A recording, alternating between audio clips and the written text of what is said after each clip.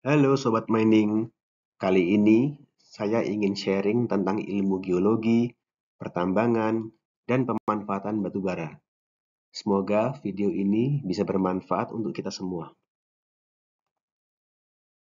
Dalam video ini, kita akan membahas banyak tentang batu bara, dari asal-usulnya, geologi, klasifikasi, sifat fisik dan kimia batu bara, petrologi, sumber daya dan cadangan, eksplorasi, pertambangan, sejarah pemanfaatan batu bara, dampak lingkungan, dan pengembangan dan masa depan batu bara. Pendahuluan. Pertama, kita harus mengerti definisi batu bara. Batu bara adalah batuan sedimen karbon organik berwarna hitam yang mudah terbakar, terbentuk dari akumulasi sisa tumbuhan purba yang terkompaksi selama jutaan tahun. Berdasarkan beratnya, batu bara mengandung 50-70% karbon, sisanya terdiri atas hidrogen, oksigen, nitrogen, sulfur, dan mineral anorganik. Komposisi batu bara berbeda dari batuan sedimen lainnya. Batu bara tersusun atas minerals, bukannya mineral. Minerals dalam batu bara dapat dianalogikan dengan mineral dalam batuan lain. Mereka adalah butir organik mikroskopis yang berasal dari jaringan tumbuhan asli. Batu bara telah menjadi sumber energi fosil yang sangat penting sejak revolusi industri. Selama lebih dari 2 abad, batu bara mendorong industrialisasi, menyediakan bahan bakar untuk pembangkit listrik, dan produksi baja, serta memengaruhi perkembangan ekonomi banyak negara. Batu bara menyumbang bagian signifikan dalam bauran energi dunia saat ini, khususnya untuk pembangkitan listrik dan industri berat. Asal-usul dan pembentukan batu bara.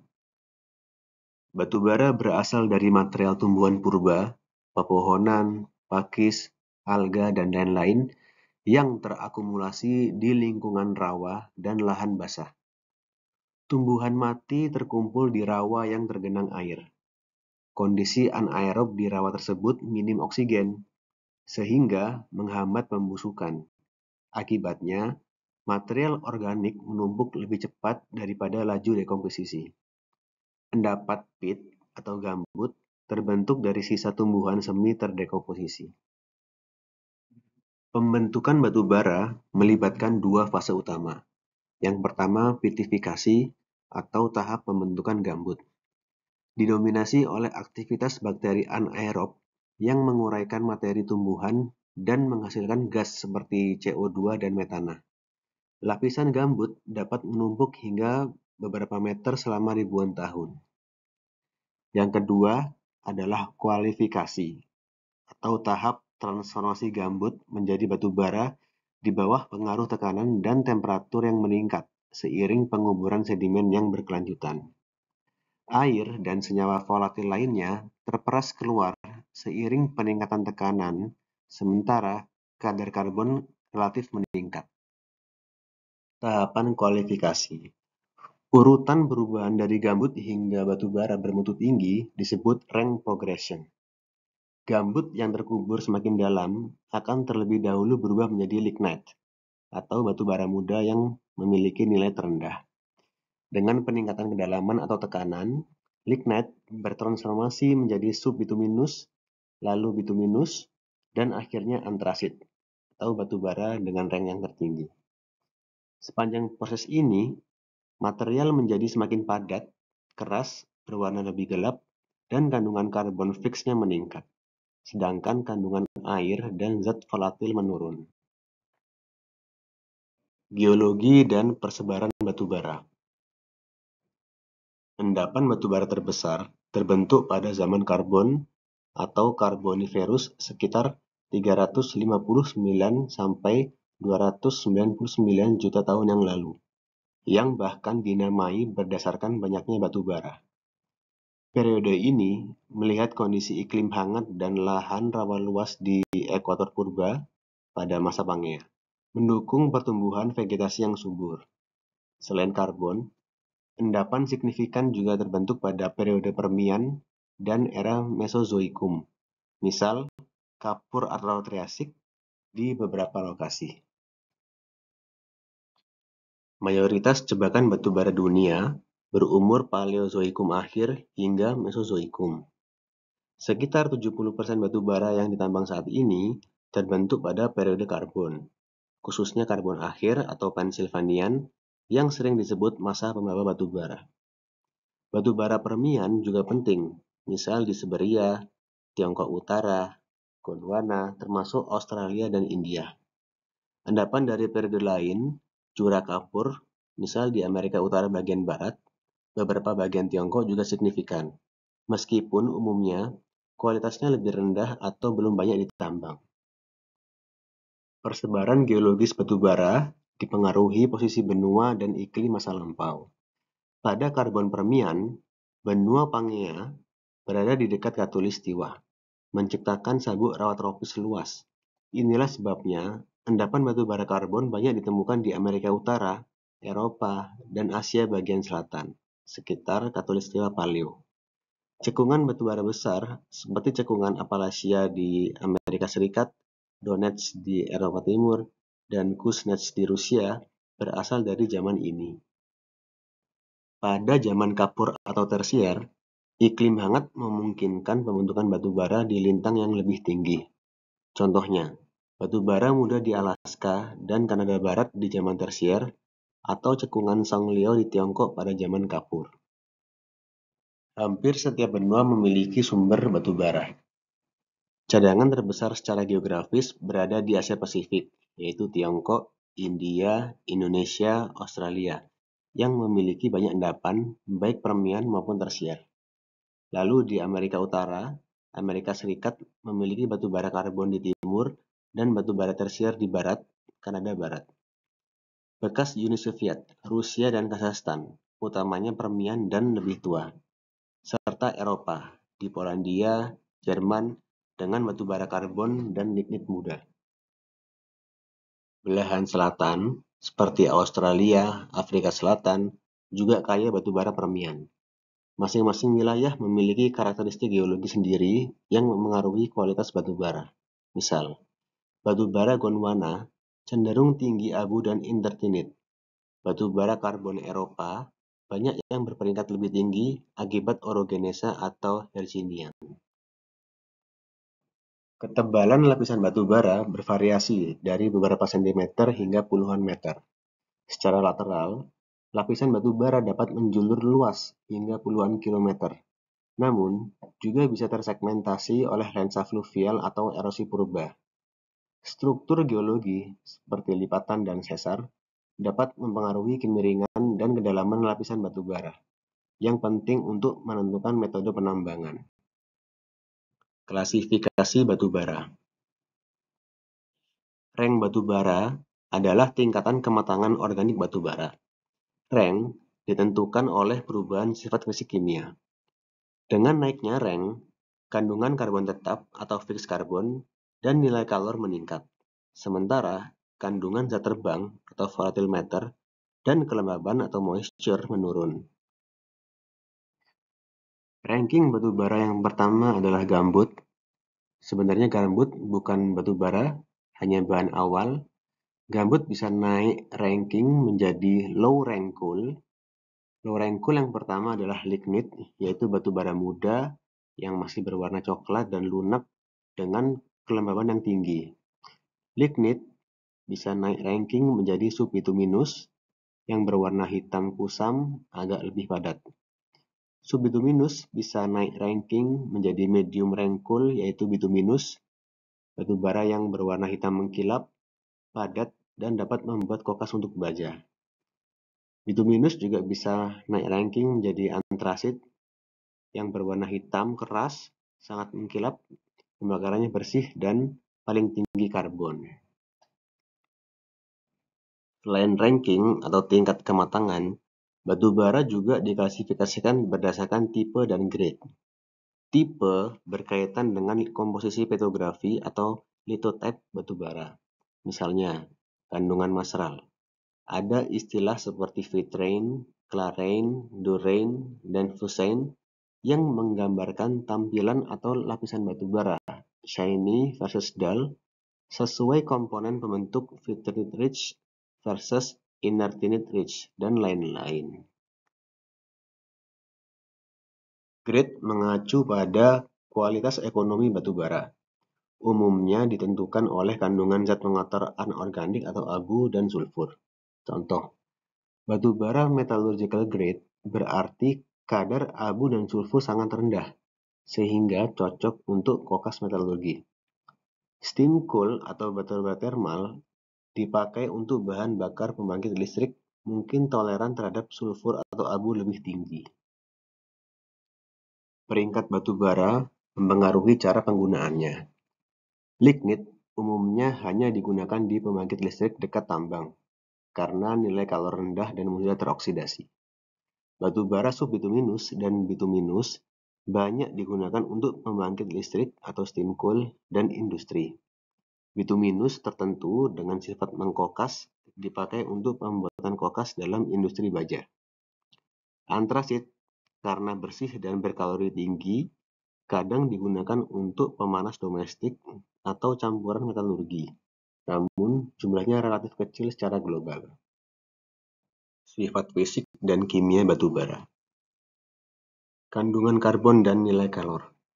Seiring peningkatan rank, proporsi karbon dalam batubara meningkat dari 60% menjadi 90%. Ini berbanding lurus dengan nilai kalorinya. Lignit memiliki nilai kalori rendah, sekitar 8-15 MJ per kilogram, sedangkan antrasit sangat tinggi, hingga 30 MJ per kilogram. Hal ini berarti antrasit menghasilkan panas lebih besar per kilogram saat dibakar dibanding lignit atau bituminus yang rendah. Batubara ranking rendah seperti lignit dan subbituminus mengandung kelembaban inheren yang tinggi, bisa lebih dari 30% beratnya. Mereka juga kaya volatile matter atau zat terbang mudah menguap seperti senyawa hidrokarbon ringan. Sebaliknya, batubara rank tinggi, bituminus tinggi, antrasit jauh lebih kering, kelembapannya kurang dari 5-10%, dan miskin zat terbang. Contohnya, antrasit mengandung volatile matter sangat rendah, kurang dari 10%, dan sebagian besar berupa karbon tetap. Kadar volatil ini mempengaruhi sifat pembakaran. Batubara bervolatil tinggi, mudah menyala, dan sering berasap. Sedangkan antrasit susah menyala, tapi terbakar lebih bersih. Lignit berwarna coklat gelap, teksturnya berporus, dapat diremas, densitasnya rendah, sekitar 1,2 gram per cc. Bituminus lebih padat, 1,3-1,4 gram per cc, keras namun masih bisa diremuk dengan tangan. Antrasit paling keras dan rapuh, densitasnya 1,5 gram per cc, sering menunjukkan kilap kaca. Kekerasan meningkat seiring rank, karena struktur karbon menjadi lebih aromatik terkonfigurasi, atau mendekati grafit. Semua batubara mengandung mineral matter, atau bagian anorganik yang tertinggal sebagai abu jika batubara dibakar. Kadar abu sangat bervariasi, sekitar 3-30%, tergantung endapan dan grade-nya. Abu berasal dari lempung, kuarsa, mineral sulfida atau pirit dalam batubara. Batubara berkualitas tinggi, misalnya kokas, biasanya dipilih yang berabu rendah, kurang dari 10%. Selain abu, unsur pengotor penting adalah sulfur. Sulfur dalam batubara dapat berbentuk pirit, FeS2, atau sulfur organik. Kandungan sulfur bisa kurang dari 1% pada beberapa batubara yang baik, hingga lebih dari 3% pada batubara yang bermutu rendah. Sulfur tinggi menyebabkan masalah polusi, SO2, dan asam tambang, sehingga memengaruhi kelayakan penggunaan. Batubara bituminus tertentu memiliki sifat caking. Sifat caking pada batubara adalah kemampuan batubara untuk menggumpal atau membentuk massa padat saat dipanaskan dalam kondisi anaerobik atau tanpa udara. Batubara yang memiliki sifat caking tersebut disebut batubara kokas. biasanya digunakan dalam pembuatan kokas untuk industri baja. Batu bara non-caking jika dipanaskan tidak membentuk kokas, tapi hancur menjadi abu. Crucible swelling number atau angka pembengkakan crucible adalah uji sederhana yang digunakan untuk mengevaluasi potensi batu bara dalam membentuk kokas.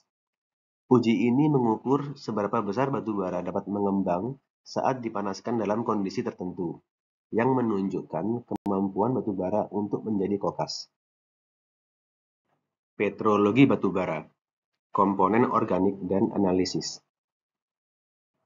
Petrologi batu bara mempelajari batu bara pada skala mikroskopis untuk mengenali komponen organiknya, minerals, dan teksturnya. Analogi: jika geologi batuan sedimen memeriksa butir mineral dan matriksnya, maka petrologi batu bara memeriksa potongan tumbuhan terkarbonisasi yang membentuk batu bara. Teknik utamanya adalah analisis melalui mikroskop reflektasi pada permukaan batu bara yang dipoles. Mineral adalah komponen organik penyusun batu bara yang berasal dari sisa jaringan tumbuhan. 3 kelompok mineral utama pada batu bara humid yang rankingnya lebih dari lignit adalah vitrinit, liptinit, dan inertinit. Kelompok ini dibedakan berdasarkan penampakan reflektasi atau tingkat kecerahan di bawah mikroskop cahaya pantul. Vitrinit berwarna abu-abu sedang hingga terang. Liptinit tampak abu-abu gelap bahkan fluoresens di UV.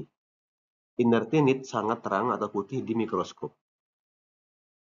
Minerals vitrinit berasal dari komponen kayu, batang, dan akar tumbuhan yang mengalami gelifikasi parsial. Ini biasanya merupakan mineral paling melimpah dalam batu bara bituminus. Vitrinit menentukan reflektasi batu bara, parameter yang digunakan sebagai indikator ranking. Semakin tinggi reflektasi minerals vitrinit, maka semakin tinggi ranking batu baranya. Minerals liptinit atau actinit berasal dari bagian tumbuhan yang kaya hidrokarbon seperti spora, kutikula daun, resin, dan alga. Mineral liptinit memiliki kandungan hidrogen lebih tinggi dan kerap menunjukkan fluoresensi kuning di bawah sinar biru, terutama pada batu bara ranking rendah. Contoh minerals: sporinit dari spora atau polen, kutinit dari kutikula, dan resinit dari resin. Minerals inertinit terbentuk dari materi tumbuhan yang teroksidasi atau terdegradasi kuat sebelum penguburan. Inertinit kaya karbon, akibat kehilangan oksigen atau hidrogen selama oksidasi awal, dan mencakup mineral seperti fusinit, arang fosil dari kebakaran hutan purba, semifusinit, macrinit, dan lain-lain. Inertinit umumnya sangat reflektif, paling terang di mikroskop, dan secara kimia paling matang. Signifikansi petrografi. Komposisi mineral memengaruhi perilaku batu bara saat digunakan. Misalnya, batu bara kaya vitrinit cenderung mudah terkokas, penting untuk kokas metalurgi. Batu bara kaya liptinit dapat berkontribusi pada pembuatan hidrokarbon cair atau gas jika diproses pada karbonisasi suhu rendah, karena kaya komponen volatil. Batu bara kaya inertinit biasanya lebih rapuh, bernilai kalori lebih tinggi, namun mungkin kurang reaktif dalam proses pembakaran. Vitrinit reflectance. Salah satu analisis petrografi terpenting adalah pengukuran vitrinit reflectance. Ini mengukur persentase cahaya yang dipantulkan oleh butiran vitrinit di batu bara saat disinari. Nilai reflektasi meningkat dari 0,3% di batu bara lignit hingga lebih dari 2,5% di batu bara antrasit. Data ini membantu mengklasifikasi ranking dan juga berguna di eksplorasi hidrokarbon sebagai indikator kematangan termal batu bara. Teknik analisis. Untuk analisis, sampel batu bara dipoles halus pada briket resin. Di bawah mikroskop petrografi, peneliti menghitung persentase masing-masing minerals dan mengukur reflektasinya. Selain itu, pencahayaan UV digunakan untuk melihat fluoresensi liftinit. Hasil analisis petrografi biasanya dilaporkan sebagai persentase vitrinit, liftinit, inertinit, dan mineral matter. Hal ini memberikan sidik jari batu bara yang bisa dihubungkan dengan kondisi pengendapan. Misal, banyak inertinit mungkin menandakan lingkungan mudah kering atau kebakaran vegetasi. Analisa proximat adalah metode laboratorium yang digunakan untuk menentukan komposisi dasar batu bara, termasuk kandungan air, abu, volatimeter, dan karbon tetap. Proses ini memberikan gambaran umum tentang kualitas batu bara dan sifat-sifat fisiknya, yang sangat penting dalam berbagai aplikasi industri seperti pembangkit listrik, produksi energi, dan pemrosesan batu bara. Angka fix karbon merupakan kalkulasi dari pengurangan moisture, es, voltameter terhadap keseluruhan berat batu bara. Analisis ultimat adalah metode laboratorium yang digunakan untuk menentukan komposisi kimia batu bara secara lebih mendalam dibandingkan dengan analisa proximat. Analisis ini memberikan gambaran yang lebih rinci mengenai kandungan unsur-unsur kimia utama dalam batu bara, seperti karbon, hidrogen, nitrogen, sulfur, dan oksigen, serta unsur-unsur lain yang lebih kecil. Hasil analisis ultimat sangat penting dalam mengevaluasi nilai kalori batu bara, potensi penggunaan energi, dan dampak lingkungan dari pembakarannya, khususnya dalam hal emisi gas berbahaya seperti sulfur dioksida. Sumber daya dan cadangan batu bara. Sumber daya batu bara atau coal resource merupakan total endapan batu bara yang diketahui berdasarkan bukti geologi di suatu wilayah, terlepas dari kelayakan tambang saat ini. Sedangkan cadangan batu bara atau coal reserves adalah bagian dari sumber daya yang telah teruji, memenuhi kriteria kelayakan ekonomi dan teknis untuk ditambang pada kondisi saat ini. Dengan kata lain, cadangan adalah subset sumber daya yang recoverable dan profitable dengan teknologi sekarang. Contohnya, lapisan batu bara yang terlalu dalam atau yang berkualitas terlalu rendah termasuk sumber daya, tapi belum tentu cadangan. Klasifikasi sumber daya. Sistem klasifikasi, contohnya USGS atau JORC Code, biasanya membagi sumber daya berdasarkan tingkat keyakinan geologisnya. Ada 3 klasifikasi sumber daya. Yang pertama, sumber daya terukur atau measured resource. Sumber daya ini, kuantitas dan kualitasnya diketahui tinggi, dapat dari data eksplorasi yang detail dan jarak lubang bor yang rapat. Selanjutnya adalah sumber daya terindikasi atau indicated resource. Sumber daya ini cukup terduga dari data geologi, tetapi belum sedetail yang terukur. Selanjutnya, sumber daya tereka atau inferred resource. Sumber daya ini perkiraan awal dengan data yang terbatas. Sumber daya terukur dan terindikasi kadang digolongkan sebagai sumber daya terkenal atau identified resource. Angka estimasi sumber daya biasanya sangat besar, namun tidak semuanya bisa ditambang. Cadangan juga dibagi menjadi cadangan terkira atau probable reserve dan cadangan terbukti atau proof reserve, tergantung level studi kelayakannya. Cadangan terbukti memiliki keyakinan tertinggi dari studi penuh, data bor detail, dan analisis ekonomi. Sementara cadangan terkira masih berasumsi pada beberapa faktor, tapi dianggap cukup layak. Kedua kategori ini memperhitungkan faktor penambangan dan batas ekonomi, misalnya harga batu bara, maksimal stripping ratio, dan maksimal jarak hauling. Estimasi global. Menurut data akhir-akhir ini, misalnya dari BP Statistical Review tahun 2021, cadangan batu bara terbukti dunia sampai 1,1 triliun ton, tersebar terutama di Amerika Serikat 22%, Rusia 15%, Australia 14%, Tiongkok 13%, dan India 10%.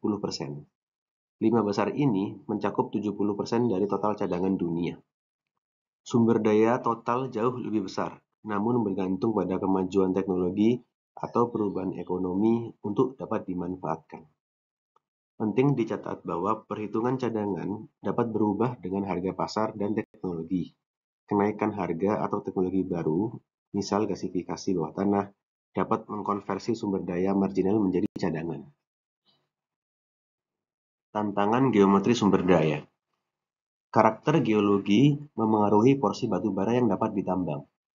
Cekungan lignit atau subbituminus dengan lapisan tebal dangkal dengan tebal lapisan 20-30 meter memiliki rasio sumber daya kecadangan yang tinggi karena mudah ditambang. Sebaliknya, batu bara yang terpencar dalam lapisan tipis atau terlipat rumit, misal batu bara di wilayah pegunungan lipatan, sulit ditambang sehingga banyak sumber daya tidak terkonversi jadi cadangan. Masalah geoteknik, contoh batu bara dengan kedalaman lebih dari 1000 meter juga menghambat pemanfaatan meski jumlahnya besar. Keberlanjutan pasokan batu bara. Dengan tingkat produksi saat ini, 7-8 miliar ton batu bara per tahun secara global, rasio cadangan atau produksi mengindikasikan batu bara konvensional cukup untuk lebih dari 130 tahun ke depan secara rata-rata global. Namun distribusinya tidak merata. Beberapa negara konsumen besar, contohnya Tiongkok dan India, memiliki umur cadangan yang lebih pendek, kecuali menambah eksplorasi atau mengimpor batu bara. Ini menjadi pendorong eksplorasi lanjutan serta teknologi ekstraksi yang baru. Eksplorasi batu bara. Eksplorasi geologi batu bara bertujuan menemukan endapan batu bara baru atau memperinci endapan yang sudah diketahui untuk menilai kelayakan penambangan.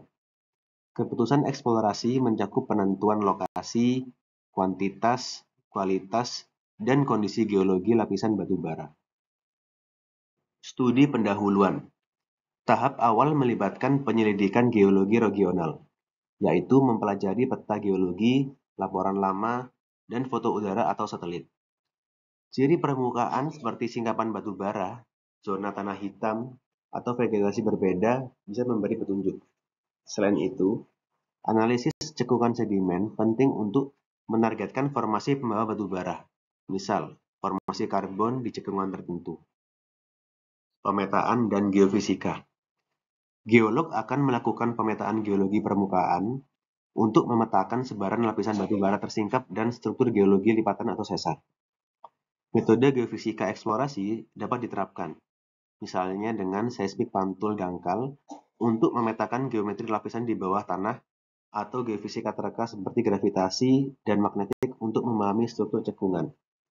Namun, dalam eksplorasi batu bara, seismik 2 dimensi atau 3 dimensi sering digunakan di wilayah dengan struktur kompleks atau untuk menghindari zona sesar dalam rencana tambang. Pengeboran inti atau coring. Metode kunci eksplorasi batu bara adalah pengeboran inti. Pengeboran ini mengambil silinder core batuan utuh sehingga semua lapisan termasuk batu bara dapat diketahui. Inti batu bara memberikan informasi langsung ketebalan lapisan, kedalaman, kondisi roof floor batu bara, dan kualitas batu bara melalui analisa laboratorium. Inti biasanya dibagi dua, separuh untuk diarsip, separuh untuk diuji kualitasnya. Logging geofisika lubang bor. Setelah pengeboran inti, lubang bor umumnya dilogging dengan alat geofisika untuk data kontinu. Log yang umum ada 3. Yang pertama gamma ray. Ini untuk membedakan shale dengan sandstone dengan batu bara. Batu bara biasanya rendah sinar gamma karena sedikit mineral radioaktifnya. Yang kedua, density log. Ini untuk mengukur densitas. Batu bara sangat rendah densitasnya sehingga tampak jelas. Yang ketiga, resistivity log, untuk mengukur resistivitas. Batu bara cenderung resistivitas tinggi dibanding dengan lapisan shale berair. Log ini membantu mengidentifikasi lapisan batu bara tipis yang mungkin terlewat di inti, mengoreksi kedalaman, dan korelasi antar lubang bor. Evaluasi dan model geologi. Data dari bor inti dan log digabungkan untuk membuat model geologi 3 dimensi cekungan batu bara. Model ini menampilkan lapisan batu bara kontinu, ketebalan, kemiringan, serta struktur sesar dan lipatannya. Kemudian dilakukan estimasi sumber daya dengan mengintegrasikan luas area, ketebalan, densitas, dan faktor geologi.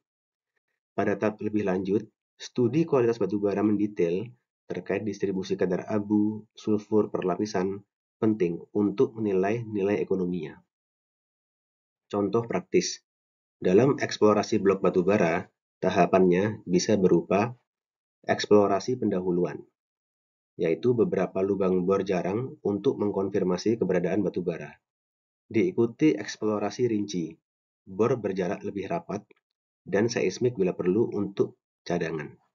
Contohnya, di Cekungan Barito, Kalimantan, setelah pemetaan singkapan mengidentifikasi sim batu bara Pliocene, perusahaan melakukan grid pengeboran 500 meter kali 500 meter untuk memodelkan tambang terbuka batu bara. Hasilnya adalah peta sebaran batu bara, penampang geologi yang menunjukkan beberapa lapisan batu bara dengan kemiringan landai, diselingi batu lano dan batu pasir. Pertambangan batu bara.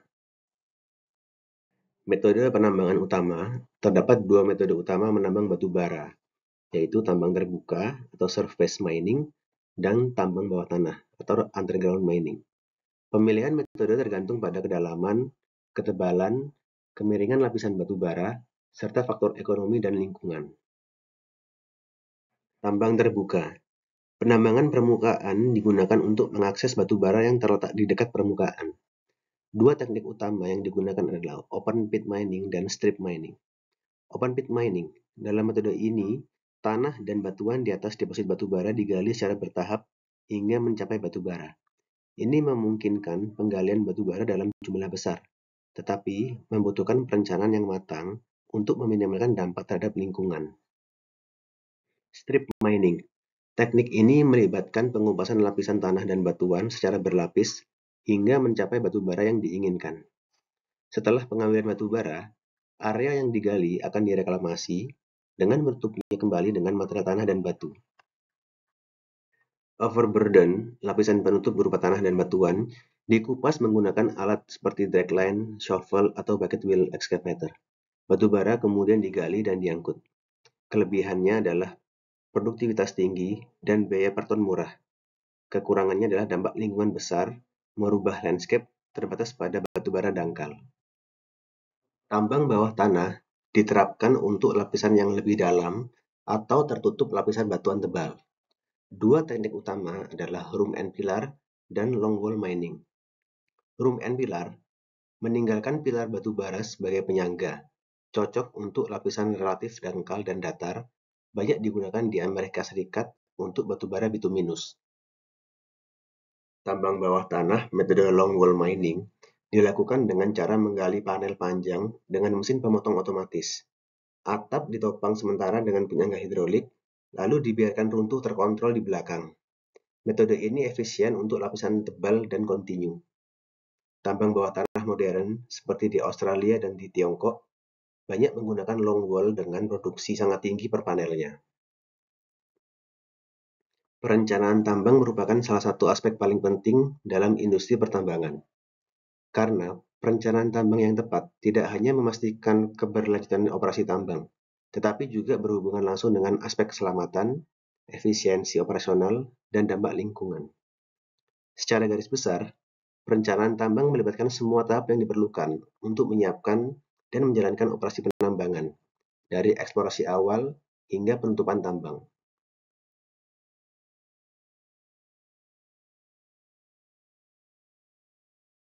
Desain tambang mencakup perencanaan detail terkait dengan penggalian dan pengelolaan sumber daya tambang.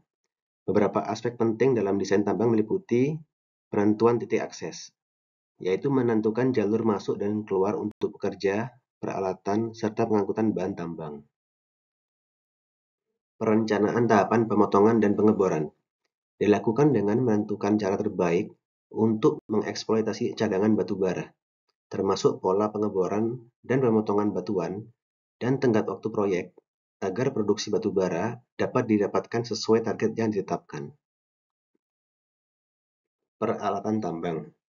Pemilihan jenis peralatan yang akan digunakan, seperti truk tambang, alat berat, serta sistem transportasi material sangat penting dilakukan agar operasional tambang dapat beroperasi secara efektif dan efisien. Pemilihan alat gali dalam tambang terbuka batu bara adalah langkah krusial yang menentukan efisiensi dan keselamatan operasional tambang. Alat gali seperti ekskavator, dragline, loader, dan shovel memiliki peran utama dalam proses penggalian dan pengangkutan material dari permukaan tambang.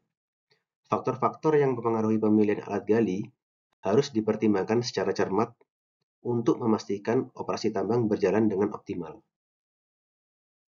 Faktor-faktor yang mempengaruhi pemilihan alat gali adalah kedalaman dan kondisi lapisan batu bara, kapasitas produksi batu bara, kemampuan penanganan material, jenis material yang digali, infrastruktur dan mobilitas, keamanan dan pemeliharaan, biaya dan ketersediaan cuku cadang. Jenis-jenis alat gali dalam tambang terbuka batu bara adalah hydraulic excavator, shovel hydraulic, dragline, bucket wheel excavator, dan front end loader. Pemilihan alat muat, terutama truk tambang atau haul trucks, adalah salah satu aspek yang sangat penting dalam operasi tambang terbuka batu bara.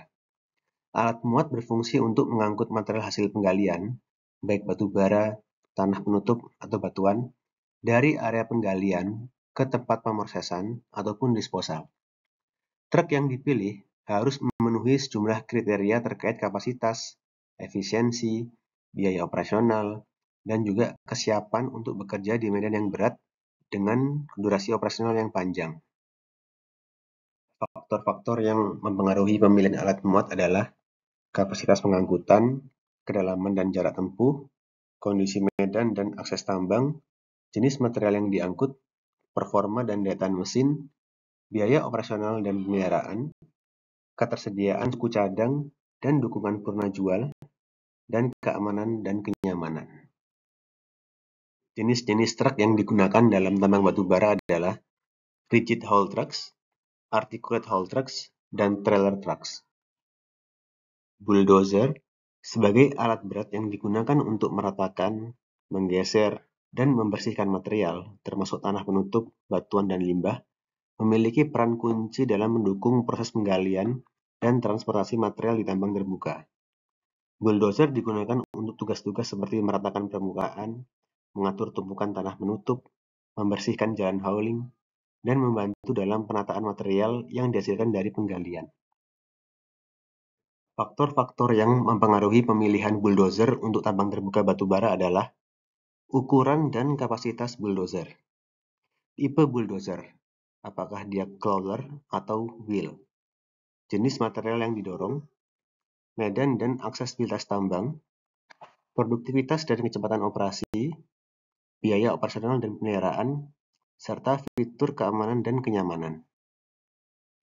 Grader adalah alat berat yang digunakan untuk meratakan dan membentuk permukaan jalan haul, jalan akses, dan area kerja lainnya dalam tambang terbuka batu bara. Fungsi utama grader adalah untuk menciptakan permukaan yang halus dan datar yang memfasilitasi operasional alat berat lainnya, seperti truk pengangkut material, bulldozer, atau alat gali. Grader juga membantu dalam mengontrol drainase air dan mengoptimalkan jalur transportasi di tambang yang dapat mengalami perubahan kondisi tanah akibat penggalian, curah hujan, atau faktor lainnya. Faktor-faktor yang mempengaruhi pemilihan grader untuk tambang terbuka batu bara adalah jenis dan kondisi jalan haul, kapasitas blade, kondisi medan dan tanah, daya dan ukuran mesin, keandalan dan ketahanan, mobilitas dan stabilitas, biaya operasional dan efisiensi bahan bakar. Pemberian batuan. Pemberian batuan atau blasting adalah proses penting dalam operasi tambang terbuka batu bara yang digunakan untuk memecah batuan keras dan tanah penutup atau overburden agar dapat diangkat dan dipindahkan dengan alat berat seperti ekskavator atau truk. Tujuan utama dari blasting adalah untuk memudahkan penggalian material, mengurangi kerja manual, dan meningkatkan efisiensi operasional tambang. Blasting juga membantu mengurangi penggunaan peralatan yang lebih mahal dan meningkatkan kecepatan ekstraksi bahan tambang. Blasting di tambang batu bara dilakukan dengan menggunakan bahan peledak untuk menghancurkan batuan yang keras untuk digali menggunakan alat berat biasa. Oleh karena itu, teknik pemberian batuan ini harus dilakukan dengan hati-hati dan memperhatikan berbagai faktor seperti keselamatan dan dampak lingkungan. Tujuan dan pentingnya blasting di tambang batu bara adalah untuk mengurangi kekuatan batuan, efisiensi ekstraksi, meningkatkan keamanan, dan pengurangan biaya. Perencanaan dan desain blasting di tambang batu bara. Yang pertama, tentukan titik blastingnya. Yang kedua, desain pola blasting, apakah pola square atau staggered. Ketiga, tentukan jenis bahan peledaknya, apakah menggunakan ANFO atau emulsion. Keempat, dihitung jumlah bahan peledaknya. Pengeboran lubang ledakan. Proses ini dilakukan dengan alat pengeboran yang disebut drill rigs, yang mampu mengebor lubang dengan kedalaman yang dibutuhkan untuk menanam bahan peledak. Beberapa faktor yang perlu diperhatikan dalam pengeboran adalah: yang pertama, kedalaman dan diameter lubang. Yang kedua, jumlah lubang.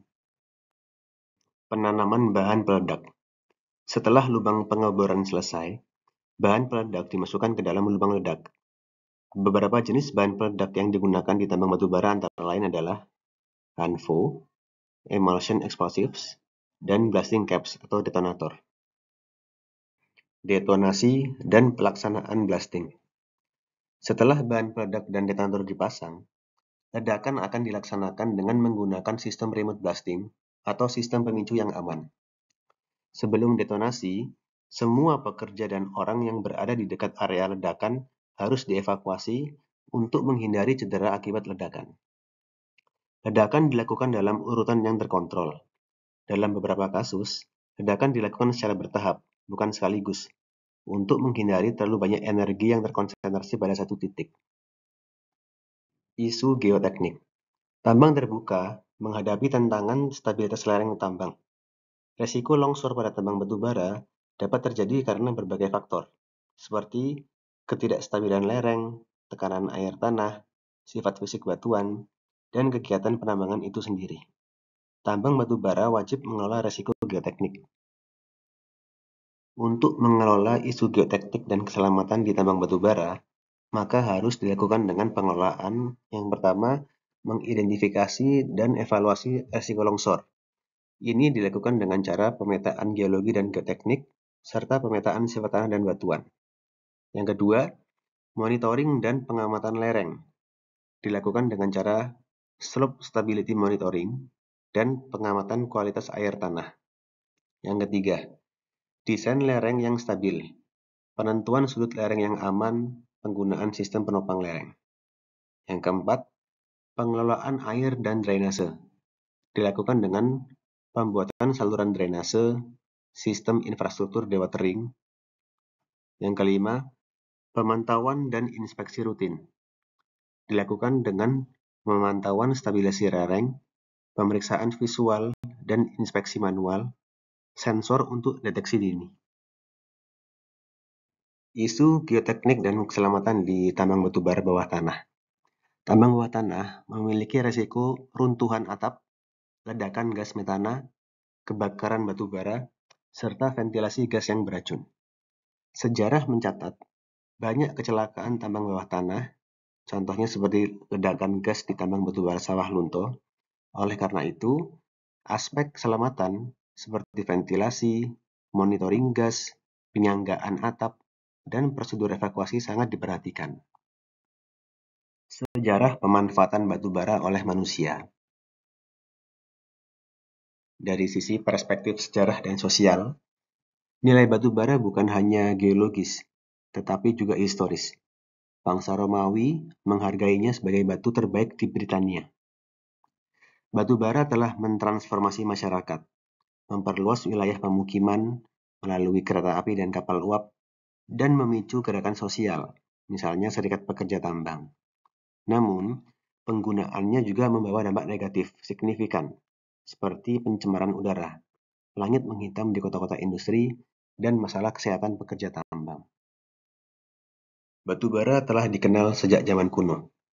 Catatan menunjukkan bangsa Tiongkok dan Romawi memungut batu bara dari permukaan untuk bahan bakar dan kerajinan. Seperti disebutkan, orang Romawi di Britania bahkan menggunakan batu bara jenis jet untuk membuat perhiasan. Namun, hingga abad pertengahan, penggunaan batu bara relatif lokal dan kecil. Di Eropa abad 13, batu bara mulai digunakan sebagai bahan bakar rumah tangga, terutama di Inggris, karena kayu bakar langka. Revolusi Industri. Peran batu bara meledak sejak akhir abad ke-18. Batu bara bituminus menjadi tulang punggung revolusi industri di Britania Raya.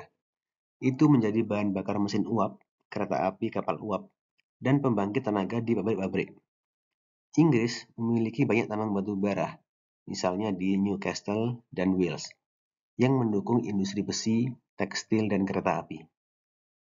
Konsekuensi sosial pun muncul. Kota-kota industri seperti London mengalami polusi asap berat, the Great Stinking Fox, atau kabut asap tebal. Sementara, para penambang bekerja dalam kondisi yang sangat berbahaya. Batu bara murah juga memungkinkan ekspansi imperium, atau angkatan laut dan rel kereta yang membutuhkan batu bara, menjadikan Inggris negara adidaya pada abad ke-19. Ekspansi ke dunia. Keberhasilan Britania menginspirasi negara lain. Eropa daratan seperti Jerman, Prancis, dan Belgia mengembangkan tambang batu bara sendiri dan mengindustrialisasi pada abad ke-19. Di Amerika Serikat, industri batu bara tumbuh pesat pasca Perang Sipil. Wilayah Appalachia menjadi pusat tambang bituminus, sementara batu bara antrasit ditambang di Pennsylvania Timur Laut. Batu bara mensuplai lokomotif, kapal, pembangkit listrik, dan industri baja. Andrew Carnegie memanfaatkan kokas batu bara untuk pabrik baja Pittsburgh. Namun, kondisi kerja penambang di Amerika Serikat juga buruk. Kecelakaan tambang dan penyakit paru, miners lung, merajalela. Situasi ini memicu lahirnya serikat pekerja tambang yang berjuang untuk upah dan keselamatan. Contoh, di United Mine Workers yang didirikan pada tahun 1890 di Amerika Serikat. Uni Soviet dan Tiongkok meningkatkan produksi besar-besaran seiring industrialisasi. Sekitar tahun 1960 sampai 1980, beberapa negara barat mengalami penurunan penggunaan batu bara. Di akhir abad ke-20, dunia menyaksikan kebangkitan batu bara di Asia, di Tiongkok dan India, sejalan dengan pembangunan ekonomi mereka. Memasuki abad ke-21, batu bara masih menyumbang 27% pasokan energi primer dunia dan 36-40% listrik dunia.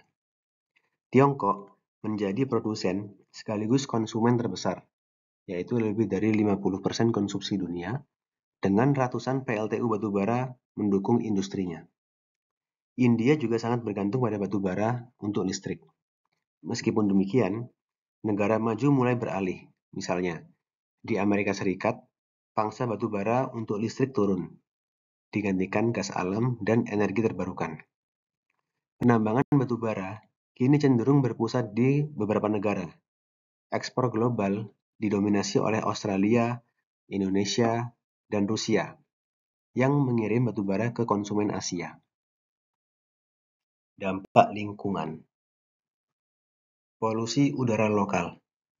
Pembakaran batubara menghasilkan emisi polutan udara klasik, sulfur dioksida, dari sulfur dalam batubara, penyebab hujan asam, nitrogen oksida, yang berkontribusi pada smog dan penipisan ozon, serta partikulat abu terbang yang membahayakan kesehatan pernapasan. Pada era penggunaan batubara tanpa kontrol, banyak kota industri terselubung asap tebal. Contohnya, London terkena fog asap batubara kronis sejak revolusi industri, memuncak pada Great Smoke 1952. Batubara dengan sulfur tinggi, misal dari Illinois, USA, juga menciptakan hujan asam yang merusak hutan dan danau di akhir abad ke-20 sebelum regulasi pembatasan SO2. Dampak kesehatan. Penambang batu bara berisiko pneumokoniosis atau paru-paru hitam akibat menghirup debu batu bara halus bertahun-tahun. Selain itu, komunitas sekitar PLTU Batubara menghadapi resiko gangguan pernapasan, penyakit jantung, hingga kanker karena paparan polusi dan logam berat, merkurium dan arsen, yang dilepas dari pembakaran batubara. Data historis menunjukkan tingginya angka kematian dan sakit kronis di wilayah pertambangan, seperti Wales atau Appalachia, sebelum perbaikan standar keselamatan dan lingkungan. Kerusakan lingkungan air dan tanah. Limbah pertambangan dan pembakaran batubara berdampak pada air dan tanah. Air asam tambang atau acid mine drainage terjadi ketika pirit atau FeS2 dalam lapisan tersingkap bereaksi dengan air dan udara menghasilkan asam sulfat, melarutkan logam berat, mencemari sungai dan tanah di sekitar tambang terbuka atau tambang bawah tanah terbengkalai. Abu batubara, fly ash, dan bottom ash dari PLTU mengandung logam beracun seperti arsen, timbal, raksa, dan kromium. Penanganan yang buruk, misal penampungan terbuka, bisa mencemari air tanah atau menyebabkan bencana tumpahan. Jejak karbon dan iklim. Dampak global paling diperhatikan dewasa ini adalah emisi CO2 dari pembakaran batu bara. Batu bara adalah bahan bakar fosil paling intensif karbon, yang menghasilkan 2,2 ton CO2 per ton batu bara bituminus yang dibakar. Ini lebih besar CO2 per unit energi dibandingkan minyak atau gas. Penggunaan batu bara secara masif selama 2 abad menyumbang signifikan terhadap peningkatan CO2 atmosfer yang memicu pemanasan global. Saat ini, batu bara berkontribusi 40% dari emisi CO2 sektor energi dunia.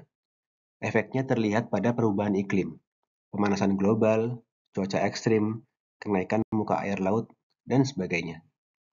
Banyak negara yang telah menandatangani perjanjian seperti Kyoto, Paris Agreement, yang secara implisit menuntut penurunan pembangkit listrik batubara demi menurunkan emisi. Mulai akhir abad ke-20, negara maju menerapkan regulasi ketat. Scrubber dipasang di cerobong PLTU untuk menangkap SO2. Filter partikel digunakan, standar emisi diperketat. Beberapa teknologi berkembang, seperti pembakaran bersih atau Clean Coal Technologies, termasuk gasifikasi batubara terpadu atau IGCC, yang lebih efisien dan mudah dikontrol emisinya, dan Carbon Capture Storage atau CCS untuk menyimpan CO2 sebelum melepas ke atmosfer. Namun, implementasi CCS masih terbatas karena mahal. Tambang batubara sangat berdampak pada lingkungan. Tambang terbuka mengganggu ekosistem permukaan, mengubah topografi, menyebabkan limpasan asam tambang di beberapa kasus jika ada pirit. Tambang bawah tanah dapat menyebabkan subsidence, amblesan tanah di atas panel yang runtuh. Di sisi pertambangan, reklamasi lahan diwajibkan. Pemantauan air asam dan perawatan terus dilakukan, bahkan setelah tambang tutup, misal melalui kolam netralisasi atau bioremediasi. Pengembangan alternatif dan masa depan batu bara. Gasifikasi batu bara adalah proses mengubah batu bara padat menjadi gas sintesis, yaitu syngas yang berisi CO dan H2, melalui reaksi dengan uap dan oksigen pada suhu yang tinggi. Syngas bisa digunakan untuk pembangkit listrik melalui turbin gas atau sebagai bahan baku pembuatan bahan bakar cair dan petrokimia. Teknologi Integrated Gasification Combined Cycle atau IGCC mengintegrasikan gasifikasi dengan pembangkit listrik siklus gabungan, menawarkan pembakaran lebih bersih dan efisiensi tinggi. Gasifikasi juga diterapkan in situ dengan underground coal gasification di beberapa tempat uji. Ini untuk menggasifikasi lapisan batu bara dalam tanah yang sulit ditambang. Pencairan batu bara atau coal to liquids (CTL). Batu bara diubah menjadi bahan bakar cair mirip diesel atau bensin melalui 2 pendekatan, yaitu indirect liquefaction, menggasifikasi batu bara menjadi syngas, lalu melalui sintesis Fischer-Tropsch menjadi cairan hidrokarbon. atau direct liquefaction, memecah struktur batu bara secara kimiawi dengan pelarut atau hidrogen pada tekanan tinggi menjadi cairan. Teknologi CTL terkenal karena Afrika Selatan memproduksi bahan bakar sintetik dari batu bara selama era apartheid oleh PT Sasol. CTL memberi opsi kemandirian energi bagi negara kaya batu bara miskin minyak. Namun, proses ini mahal dan beremisi CO2 tinggi, kecuali dipadukan dengan CCS. Metana batu bara atau CBM, coal bed methane. Lapisan batu bara menyimpan gas metana adsorpsi dalam pori-porinya. Coal bed methane atau CBM kini menjadi sumber gas alam non-konvensional yang penting. Metana ini dapat diambil dengan mengebor lapisan batu bara dan menurunkan tekanan, biasanya dengan memompa air keluar dewatering untuk membebaskan gas. CBM cukup berhasil di Amerika Utara, yaitu di Powder River Basin dan di San Juan Basin, dan di Australia, yaitu di Queensland. Produksi CBM memberikan pemasukan tambahan bagi tambang batu bara dan mengurangi resiko ledakan gas bila ditambang, karena gas sudah disedot duluan.